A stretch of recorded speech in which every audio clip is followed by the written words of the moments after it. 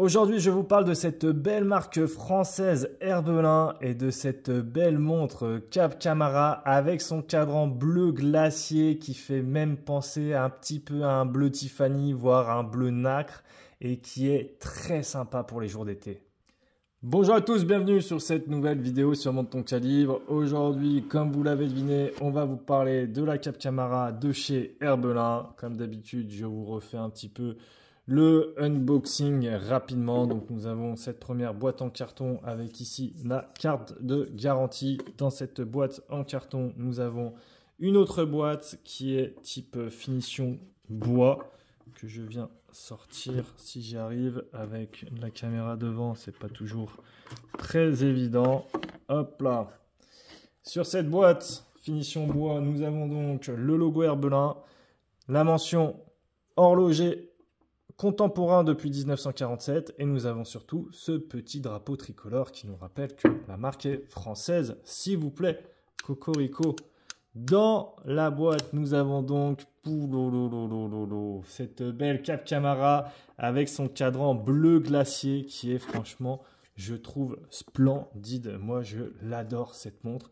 Donc vraiment, cadran bleu glacier qui peut même faire penser un petit peu à un bleu Tiffany qui est très tendance en ce moment. Et j'irais même dire peut-être un bleu, un bleu, non pas forcément un bleu, mais juste un cadran nacre suivant les reflets. Des fois, on a vraiment l'impression que ça peut être un cadran en nacre. Vous voyez, quand je la mets un peu comme ça, là, par exemple. En tout cas, je peux vous garantir qu'elle fait son effet, hein, cette petite montre. Hein. D'ailleurs, je dis petite montre parce que c'est une montre de 37 mm de diamètre et c'est une montre qui est annoncée comme étant une montre pour femmes. Alors, bon, bah, désolé, mais moi, je ne suis pas forcément d'accord avec ça. Hein. Je vais vous montrer tout de suite sur mon poignet. Donc, je vous rappelle, hein, j'ai quand même un petit poignet 37 mm de diamètre. Mais personnellement, je trouve que c'est une montre aussi bien pour femmes que pour hommes. Hein. Pour moi, cette montre, je la mets tous les jours hein, s'il faut.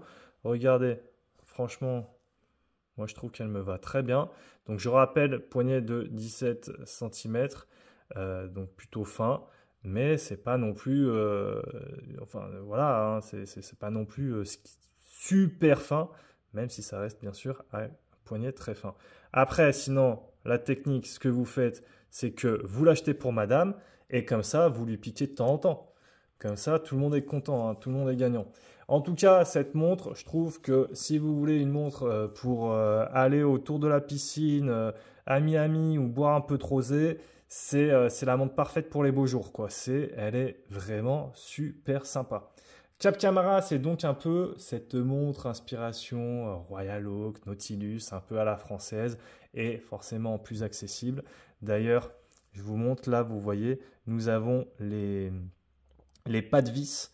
Normalement, sur la lunette de la Royal Oak, les pas de vis sont suivant le cercle de la lunette. Ici, en fait, les pas de vis vont par rapport à l'orientation en fait entre la lunette et le centre du cadran et suivent justement les index. Donc vous voyez ici le pas de vis à 9 h suit l'index de 9 h, celui à 11 h idem, etc., etc.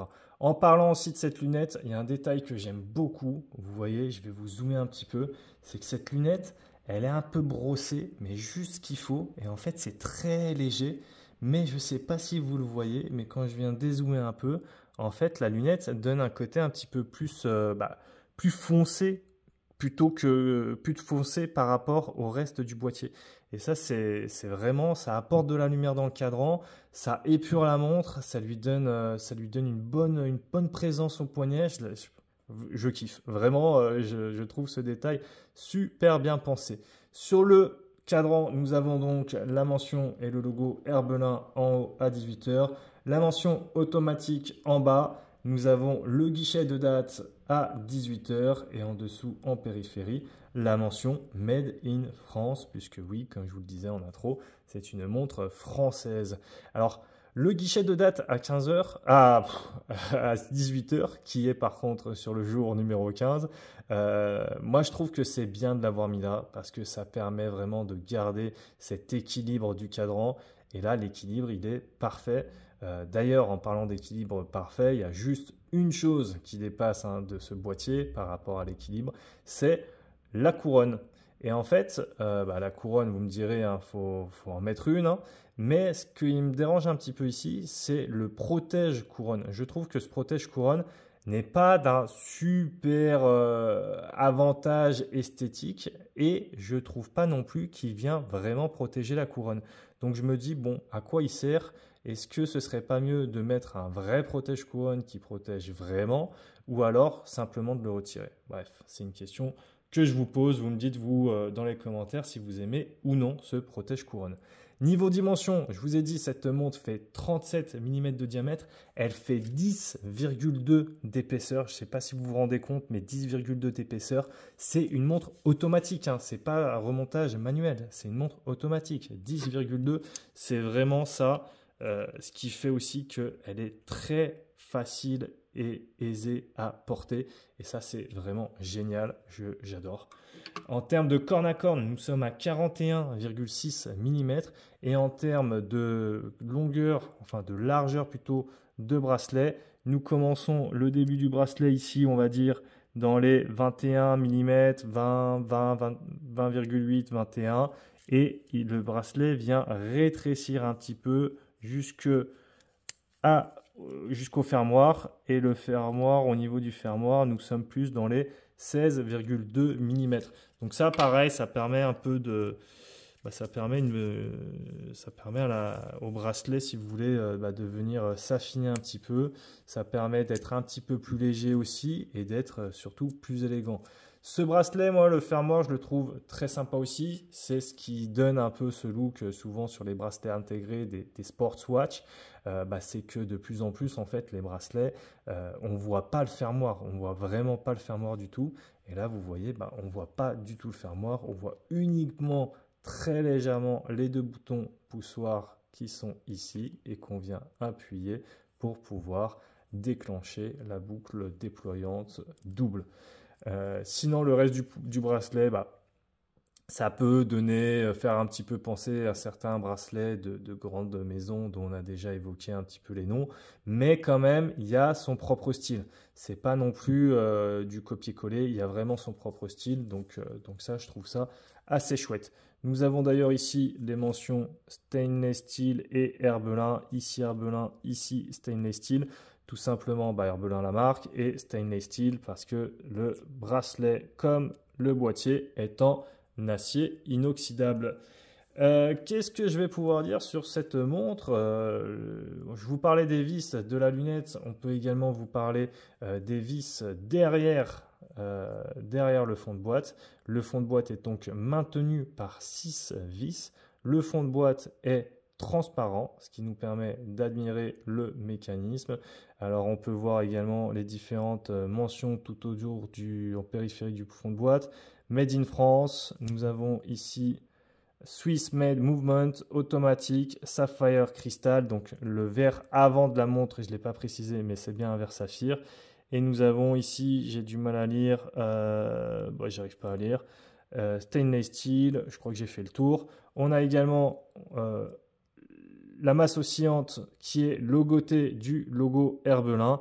Et nous avons en dessous la mention 26 Jewel si la mise au point veut bien se faire. Voilà, 26 Jewel, Swiss Made. C'est un mouvement suisse, comme vous pouvez le lire, et c'est surtout un mouvement Sellita SW200-1, mouvement automatique, comme vous l'avez vu avec la masse oscillante. Mais je le répète, parce que 11,2 d'épaisseur, les gars, franchement, ça mérite d'être redit. On a également ici la couronne qui est logotée. La couronne, je vérifie, mais voilà, la couronne n'est pas vissée. Il y a une étanchéité donc de 10 atmosphères, soit 100 mètres. Et je pense qu'on a fait à peu près le tour. Je vais vous finir sur un plan de lume pour vous montrer s'il y a de la lume ou pas. Vous allez être surpris.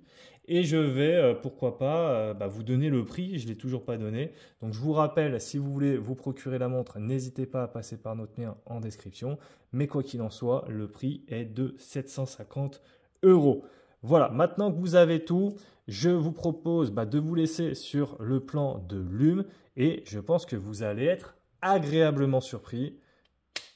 Voilà, effectivement, cette montre a de l'allume. Je ne sais pas pourquoi, mais moi en la voyant, je me disais bah non, je pense pas qu'elle en aura, vu le cadran un petit peu, encore une fois, un acre, etc. Je ne m'attendais pas spécialement à ce qu'elle ait de l'allume. Et si, elle a du lume. Donc petit point agréable, petite surprise agréable également.